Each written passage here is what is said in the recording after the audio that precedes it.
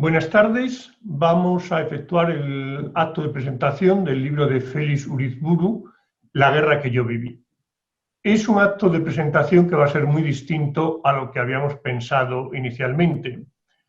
Pero hace unos meses, cuando este libro estaba a punto de presentarse, estábamos pensando en un acto presencial, por supuesto. Un acto en que pudiéramos estar todos juntos, que pudiéramos compartir con el autor, y eso ha sido imposible por las circunstancias. Hemos ido retrasando el acto que estaba previsto inicialmente para el mes de marzo, hubiéramos querido al principio, luego para el verano, luego hasta ahora, y luego ya ha habido un momento en que hemos decidido que en cualquier caso debíamos hacerlo ya, que no podíamos seguirlo postergando.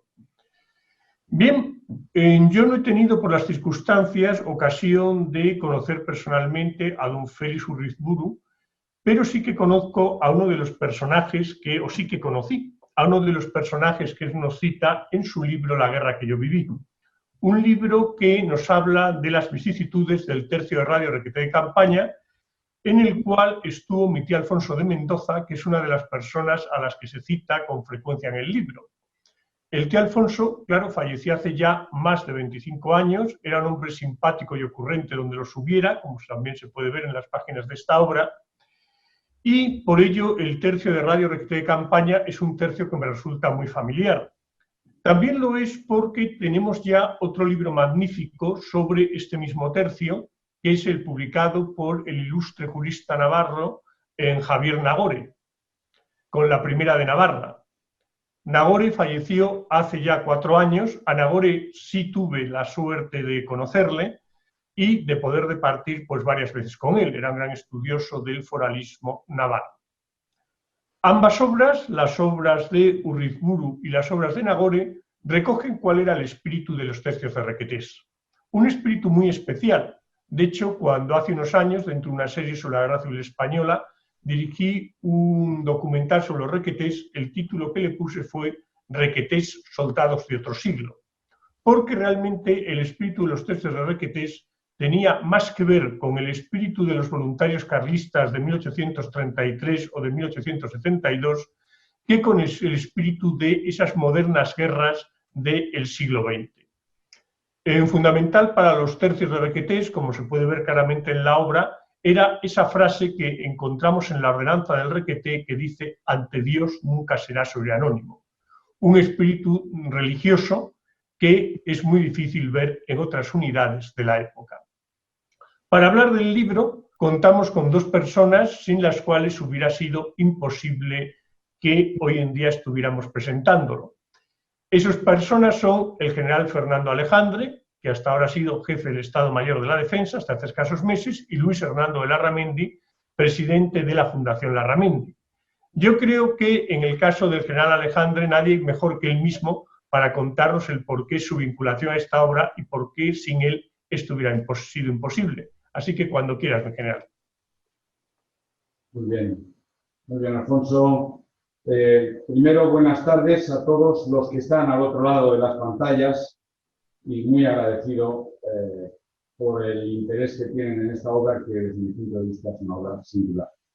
Me encantaría ver a quién me dirijo y poder ver y saludar a las personas que están interesadas en esta historia, que es a la vez sencilla y apasionante, escrita por una persona valiente y humilde, a la que van a ver dentro de un rato, valiente, humilde, abnegada, un verdadero patriota que arriesgó todo, como muchos de su generación, en pos de un ideal, pero sobre todo en la defensa honrada y veraz de lo que él sentía como sagrado.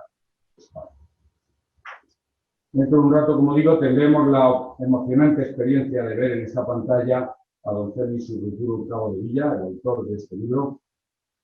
No podemos hacerlo presencialmente, puesto que el virus da la impresión de haberse unido a los enemigos de España y no podemos disfrutar de su presencia real. Teniendo que conformarnos con esta especie de difícil, esto es un oxímoron en realidad, es una presentación virtual, que no es mi presentación virtual, pero vamos, son las dos cosas. Acabo, o mejor dicho, voy a empezar este capítulo agradeciéndole a don Alfonso. Primero sus palabras. Segundo, considere que yo sé de esto, es algo que me congratula. y dándole las gracias a él y a la Fundación Universitaria de Pablo Pérez.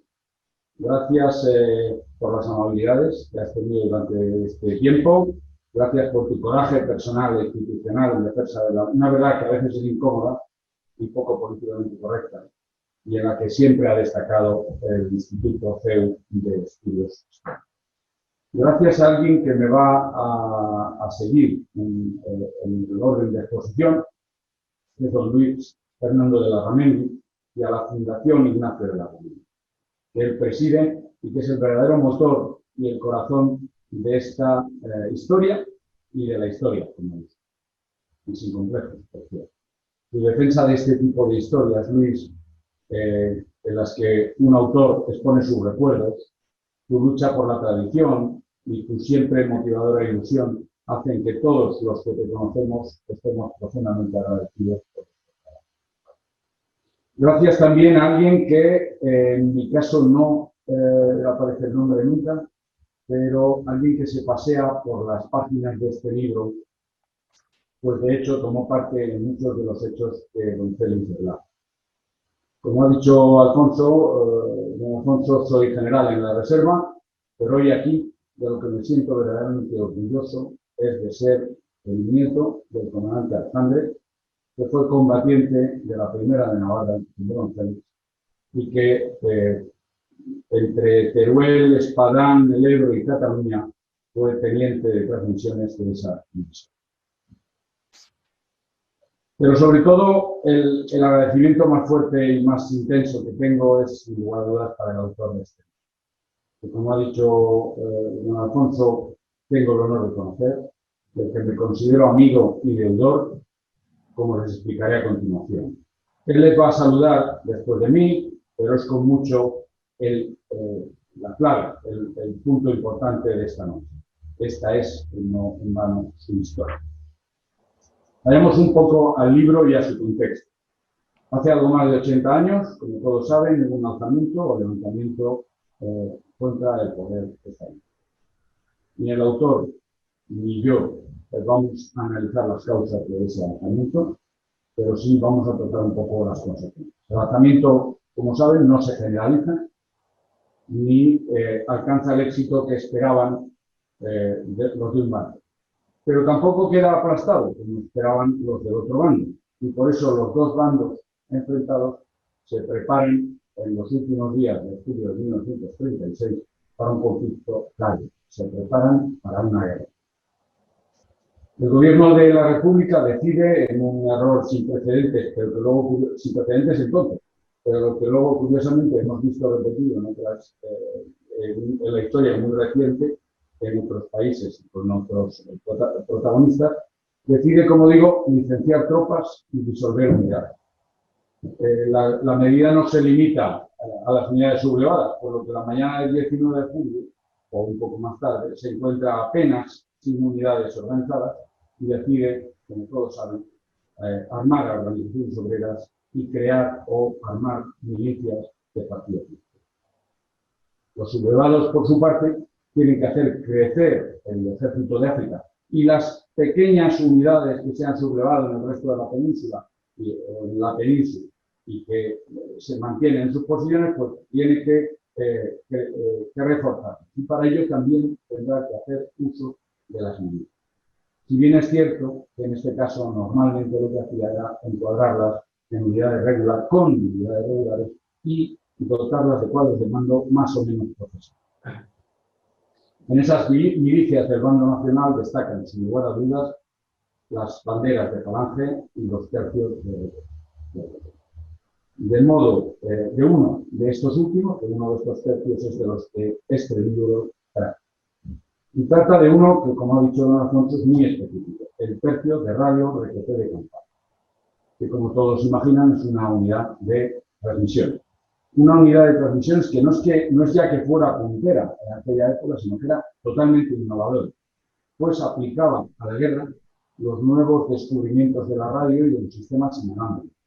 Es por tanto, en esa fecha, aproximadamente a finales de noviembre de 1937, cuando unos soldados de transmisiones, entre los cuales va, como decía hace un momento, un teniente, mi abuelo, se incorpora a la Primera de Navarra, con la que una división que era puntera ya entonces, o una división que acababa de ser una brigada puntera, de hecho, todo el mundo decía que lo de la primera no era más que un reconocimiento a sus méritos, y que, como dijo un notario pamplonita que acaba de citar don Alfonso, lo que demostró a lo largo de toda la contiendas que luchaba. Sí.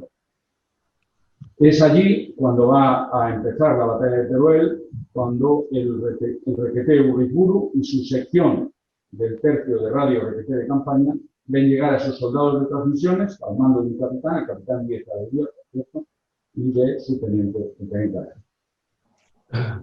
Es en la Primera de Navarra y en sus transmisiones, en su sección del tercio, donde el requete Uriburu, al que podrán ver, gracias a Dios, a continuación, ver y oír, es ahí donde don Félix se echaba día tras día a la espalda una radio de 13 kilos y con ella, con su fusil y sus granadas de mano, subía o bajaba del Luetón, subía al cementerio de Teruel, subía al seminario en los días terribles de enero de 1930. Es con esa radio a la espalda con la que don Félix Uriburu llegará al Mediterráneo meses más tarde y con la que se chocará con la Sierra del Espadán cuando ya se va la primavera y el calor aprieta en el barranco de Minas. Es con ella, con sus compañeros de sección y de la Primera de Navarra, cuando recibirán la orden de extraerse del Espadán para amanecer en pleno mes de agosto en los pueblos alrededor de un lugar de leyenda que se llama Gandesa, en el que se va a desarrollar la batalla más famosa de la Guerra Civil. Y con esa sección de requetés, don Félix subirá el Cabals para volver al Ebro, antes de ser enviado al frente de Cataluña para recuperar esa esquina de España y antes de que acabe la guerra que otro requeté como él denominó la Guerra de los Niños.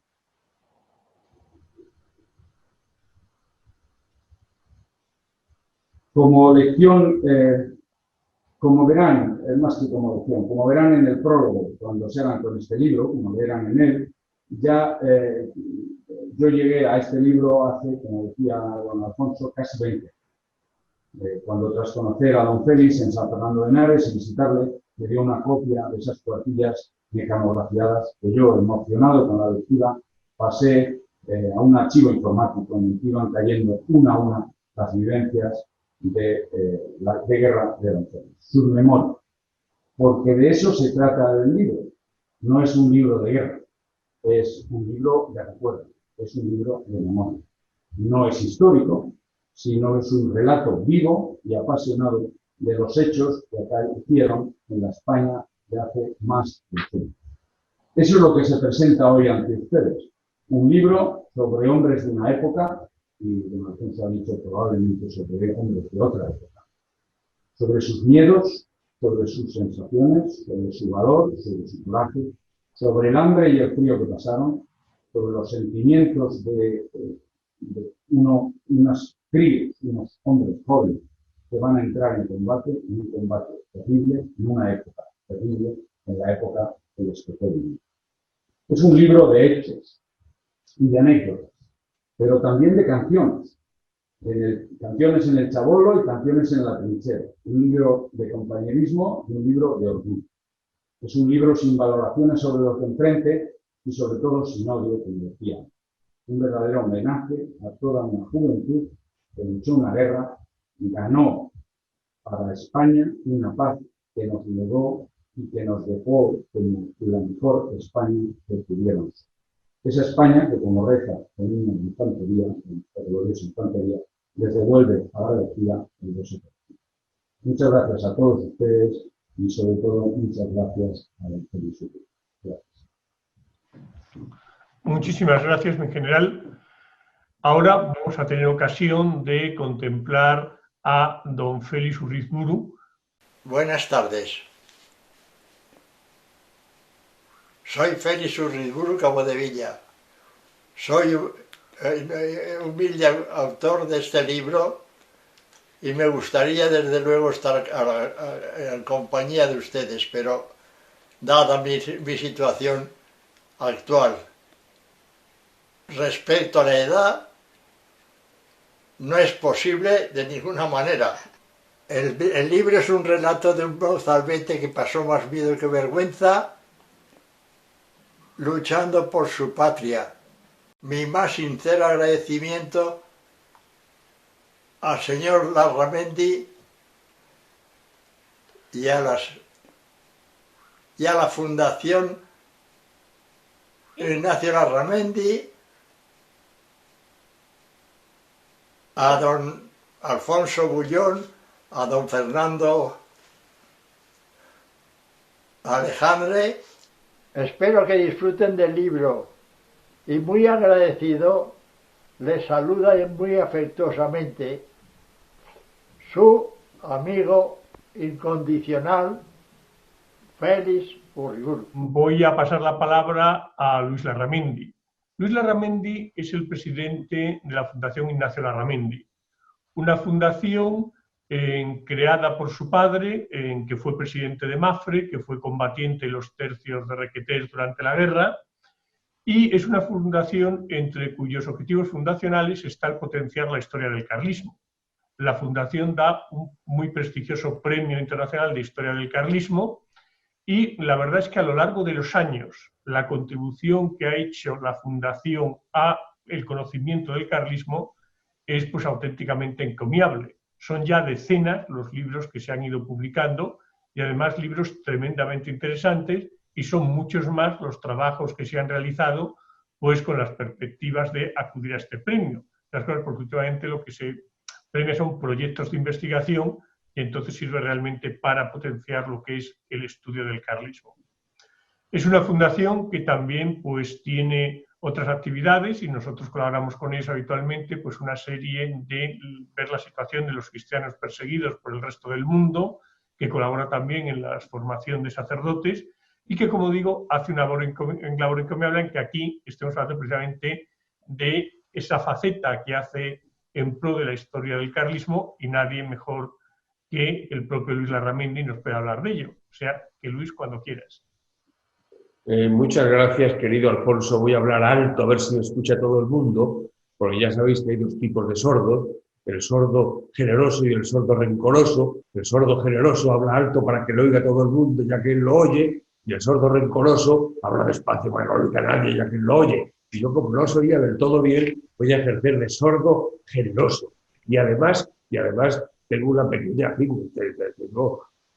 estoy un poco disgustado con mis compañeros de mesa, porque habíamos quedado en que Alfonso iba a hablar 10 minutos, mi general iba a hablar 20 minutos, y han transcurrido simplemente 20 minutos desde que hemos empezado la sesión. Con lo cual, para que esto tenga la duración que el generoso público que nos atiende espera, necesito hablar yo 25 minutos. Francamente, bueno, no voy a decir nada más en público, pero ya diré algo luego.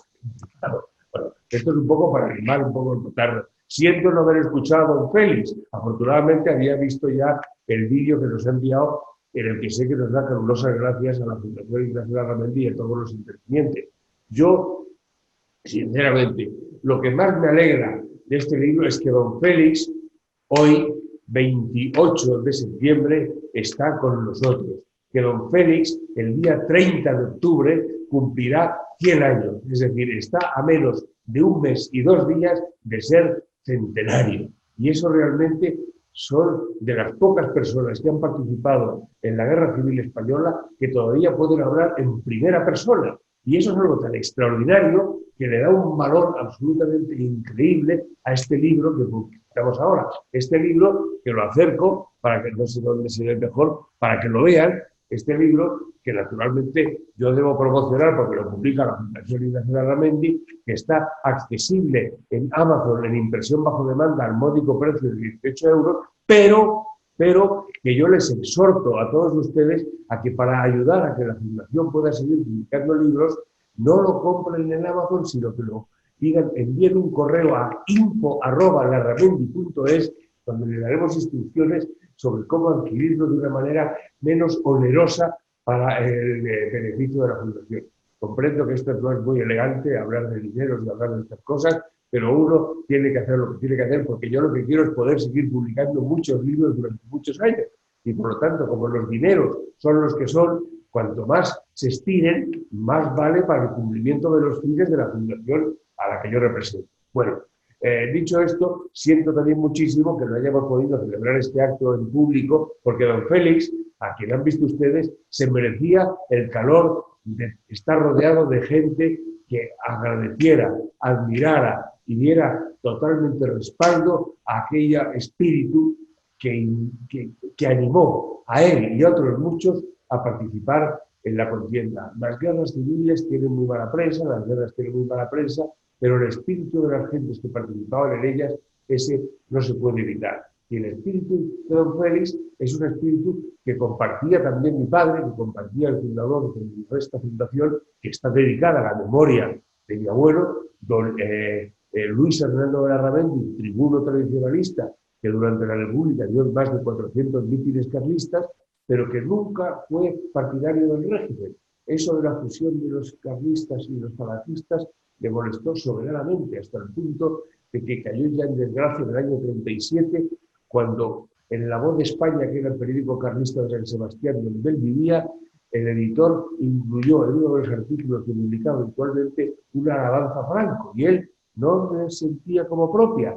Tanto es así que después de la misa de 12, en una cafetería de la avenida, le lanzó un guante abofeteándole, lo cual era una gran ofensa.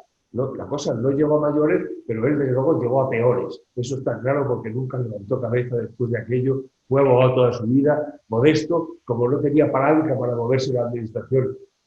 Hasta el año 57, en que murió, no tuvo ningún tipo de reconocimiento, a pesar de tener 2 hijos luchando en el frente y haber contribuido tanto a que los carlistas mantuvieran la antorcha de lo que fue la tradición. Pero bueno, me estoy apartando un poco, pero no tanto, porque esta fundación está constituida por mi padre en el año 1986, dedicado precisamente a la memoria de su padre, pensando que no había recibido ese reconocimiento. Mi abuelo, en el año 1982, habría sido centenario, como lo va a ser don Félix dentro de unos días, dentro de unos pocos días. Pues bien, el año próximo celebramos a su vez el centenario del nacimiento de mi padre, y queremos honrarlo como no pudo celebrarse el centenario del nacimiento de mi abuelo. Bueno, todo esto son digresiones en relación con el asunto principal, que es el libro de don Félix, que es del que venía yo a hablar. Porque yo conozco a don Félix, aunque les parezca esto raro, yo he conocido a don Félix. Y he conocido a don Félix de una manera muy especial.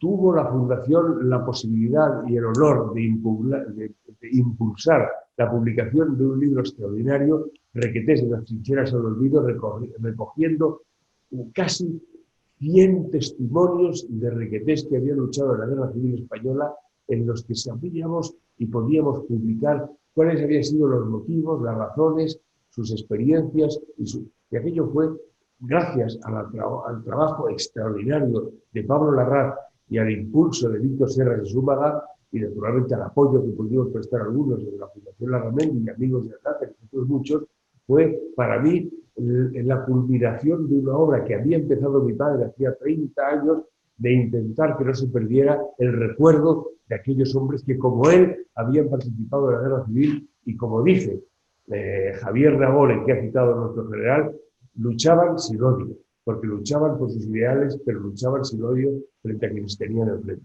Bueno, aquel libro fue extraordinario, pero no recogía la obra de don Félix.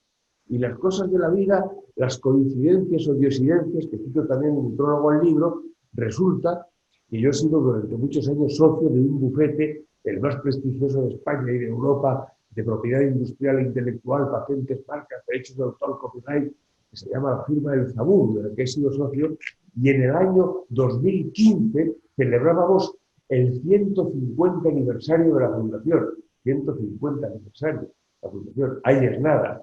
Y entonces decidimos hacer una cosa que no habíamos hecho nunca, que es una jornada de puertas abiertas para que todos aquellos, en aquel momento la plantilla estaba compuesta por unas 157 personas, todos aquellos que habían participado tuvieran la ocasión de ir al despacho, de hacer un pequeño acto divertido y pasear con su familia por los lugares donde trabajaban aquellos allegados suyos. Pues resultó que yo, bueno, mi mujer había estado allí, mis hijos alguna vez también, y entonces coincidía que estaban en Madrid mis 3 nietos sevillanos, de 9, 7 y 3 años. Entonces yo me llevé a mis nietos sevillanos a la jornada de puertas abiertas de la firma de Madrid.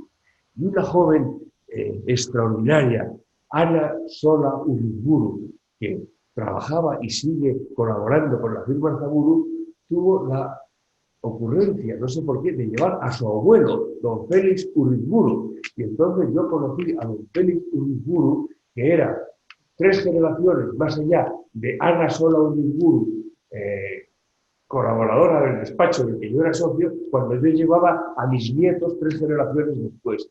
Aquello me pareció un hombre encantador. Yo no me había dado cuenta que él tenía un libro por publicar, que luego lo conocí gracias al general Fernando Alejandre, y claro, cuando aquello se presentó, me pareció que estos libros no podíamos dejar de tener la fortuna, el privilegio y el honor de impulsar su publicación.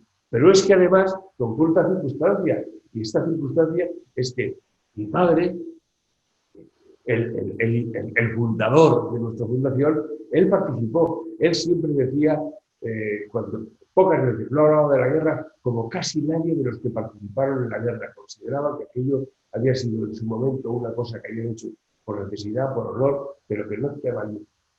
No querían hablar de ellos, ni para dejar a los vencidos, ni para alabar a los vencedores.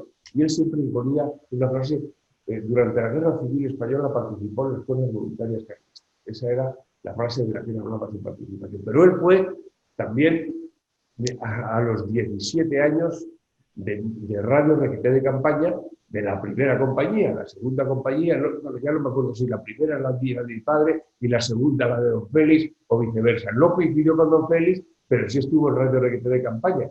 Razón de más para que esta fundación, que tiene entre sus 4 objetivos fundamentales, uno de ellos es la promoción del estudio de la influencia histórica del carlismo en la sociedad española, considerara que era absolutamente adecuado y en consonancia con ese objetivo el publicar el libro de don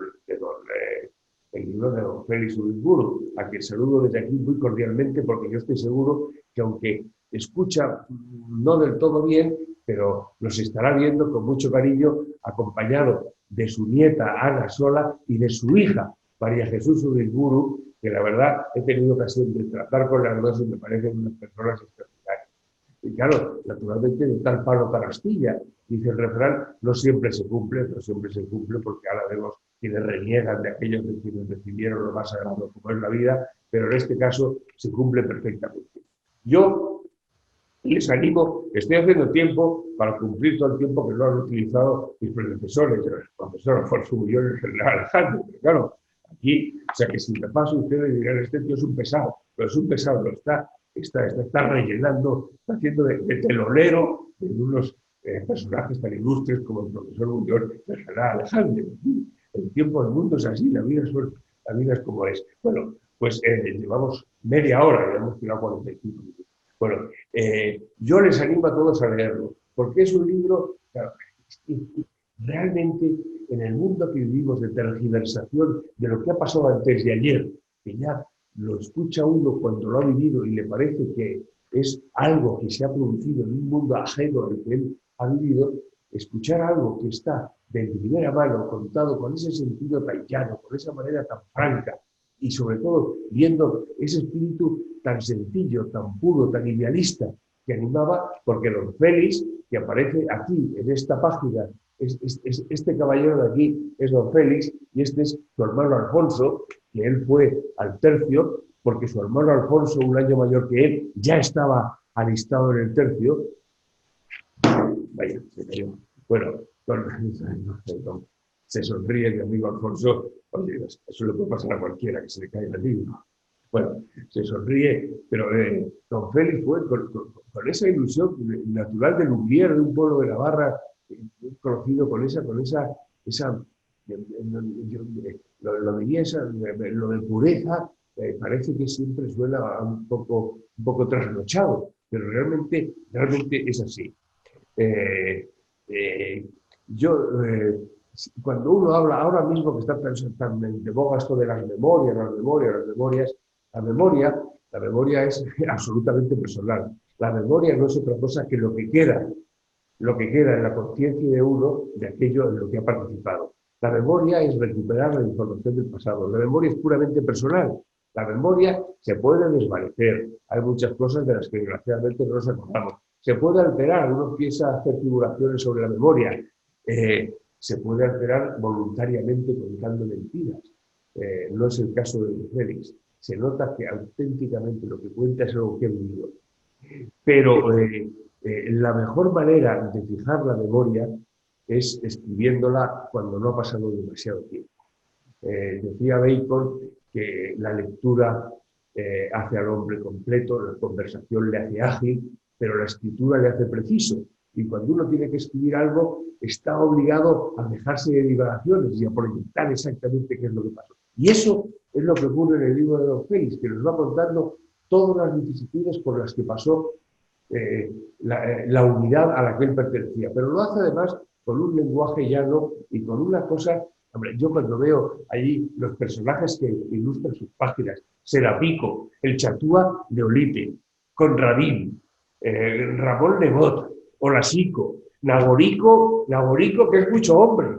Claro, algunos hemos conocido algún de esos viejos carlistones, uno de ellos recientemente fallecido, quiero mencionar aquí, Ramón Ábrego, el que siempre decía, mucho bueno, mucho bien. Pues eso de Naborico es mucho hombre, pues me resulta tan familiar. Y luego, claro, yo he tenido la circunstancia de que he conocido mucho a Javier Nagore, pero he conocido a Javier Nagore antes de saber quién era Javier Nagore. Javier Nagore, mi familia, por una serie de circunstancias, empezó a pasar el año 58 los veranos en la Albufereta, en Alicante, en un lugar que en aquel momento tenía una bahía preciosa y 7 o 8 casas, en las que una de ellas se llamaba Villa Navarra. Y claro, naturalmente, yo y mis hermanos éramos muy amigos de los usuarios, de los niños de Villa Navarra. Entre los niños de Villa Navarra estaba Potoya Nagore. Potoya Nagore, y yo la llamaba Potoya, nunca eso de niño, lo de que Nagore, pues Nagore no se te queda. Y lo cuento esto porque Potoya quizás me esté escuchando, según me ha dicho un primo suyo y buen amigo, quizás esté conectada. Cuando publicó en la Primera de Navarra, yo lo leí en el la Primera de Navarra, y digo, este libro me lo tengo que comprar. Pero como era un poco autónomo, sin preguntarle nada a nadie, pues empecé a decir, ¿dónde está la editorial? No ponía la editorial.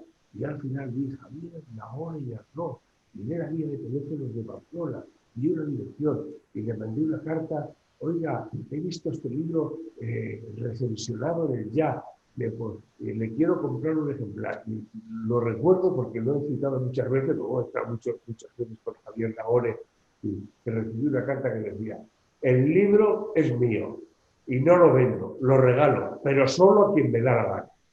El recuerdo de la amistad y del común afecto que tuvimos a la causa, su padre era el tradicionalista, le envió un ejemplar. Pero aquella frase del libro, el libro es mío, no lo vendo, lo regalo, pero solo a quien me da la gana, fue para mí extraordinario. Porque la gente que iba a la guerra, como fue Félix Urizburu, iba porque le daba la gana. Le daba la gana porque pensaba que con ello hacía un favor a la patria, hacía un favor a la familia, hacía un favor a España y evitaba que se produjeran males mayores. Hoy en día tenemos esa tentación que está presente. Yo no quiero entrar en temas políticos en esta presentación, pero sí quiero recordar a la novela que yo he leído de joven y he releído ahora de George Orwell, que, como saben todos ustedes, participó en la Guerra Civil Española, participó en el bando republicano y que naturalmente quedó horrorizado de las cosas que veía y publicó, entre otras, aparte de 1984, cuyo personaje principal es Winston Smith. Winston Smith trabaja en el Ministerio de la Verdad y lo que tiene que hacer es la neolengua. Lo que hace él es modificar el pasado, los periódicos del pasado los va censurando. Y hay un párrafo que siempre me ha parecido extraordinario que dice literalmente, es posible que literalmente todo lo que decían los libros de historia fuese pura fantasía. El pasado había sido borrado. Se había olvidado que había sido borrado y de ese modo la mentira se convertía en verdad. Aquella premonición de esa obra terrible, porque al final siempre es bastante triste, de 1984, de ese control total de la sociedad, en la deformación total de la verdad. Es absoluto, porque la verdad, ¿qué es la verdad? ¿Qué es la verdad? La verdad, uno puede tener, la verdad es poliédrica, la realidad es poliédrica, tiene muchos ángulos, uno puede pensar que viene por aquí, es como entrar en Madrid cuando viene un viajero, si entra por la carretera de La Coruña, verá un Madrid precioso, arbolitos por los lados, casas estupendas, entra por otra carretera un poco más de un barrio más modesto y entonces ve unas colmenas, pero la ciudad es la misma. O sea, la verdad pasa lo mismo, se la ve desde distintos ángulos. Pero lo que sí es cierto es que nadie puede imponer que sea la verdad todo, pero sí lo que él ha visto y lo que él considera que es la verdad. Y eso es lo que cuenta nuestro amigo Félix Urizburu en sus memorias, que ahora, casi centenario, empieza a publicar. Así que yo solo quiero animarles a ustedes a que lean este libro.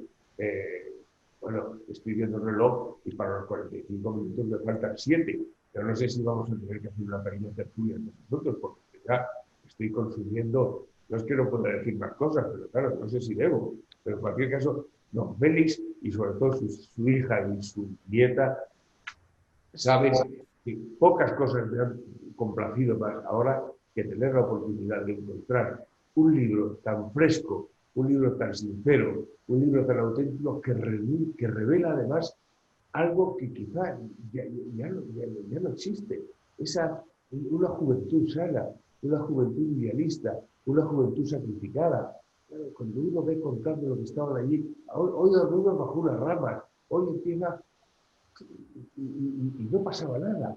Sin embargo, ahora que vivimos en el mejor de los mundos que se ha vivido nunca en la sociedad, en que tenemos la sanidad, la protección social, las comunicaciones, todo mejor que ha sido en ninguna otra época de la humanidad, pero mucho más incluso que hace 50 años, parece que tenemos que quejarnos y ver, escuchar ese relato de aquella gente que no se quejaban de nada, lo que para mí supone es una auténtica enseñanza, es decir, un testimonio de algo que debe ser valorado y en lo posible seguido. El mundo ha cambiado, efectivamente, ya no es exactamente igual que era en 1936, pero los principios sí son los mismos. O sea, puede cambiar el ropaje en el que se envuelve, pero lo que indica y lo que suponen en el actual de cada día, eso tiene que ser absolutamente lo mismo.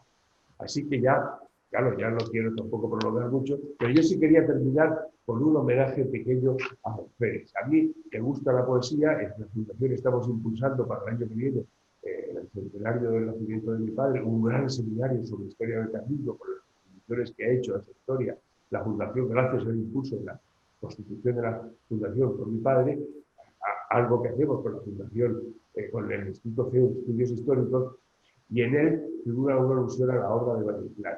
En la obra de Valle Inclán estamos haciendo la obra definitiva sobre Valle Inclán y el carlismo, con una biografía sobre todo lo que tiene resonancias carlistas en la vida personal de Valle Inclán, junto con todo lo que tiene resonancias carlistas en toda la obra completa de Valle Inclán, contextualizando cada una de las obras, citando entrecomillada cada uno de los parágrafos, frases en las que se refieren al mundo del carlismo, directa o indirectamente, a través de personas transpuestas, como puede ser Bradomín, etcétera, resumiendo aquellas obras más típicamente carlistas, El resplandor de la hoguera, Felipe antes de Antaño, Los cruzados de la causa.